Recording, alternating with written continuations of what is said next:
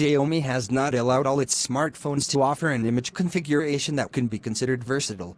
Whether on the Xiaomi Mi 11 or Xiaomi 12, there has always been a 5-megapixel macro sensor, which many now consider useless.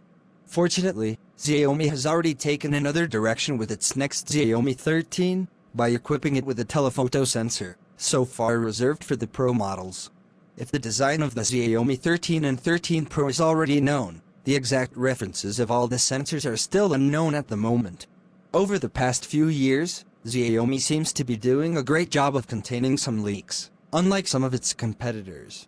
Either way, we know that the Xiaomi 13 and 13 Pro will be among the first smartphones to be powered by Qualcomm's new Snapdragon 8 Gen 2 chipset.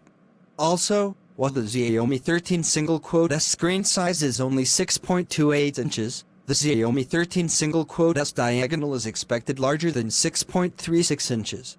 It should use the new 1.5K definition, 2712 x 1220 pixels, launched in the latest Xiaomi 12T and 12T Pro.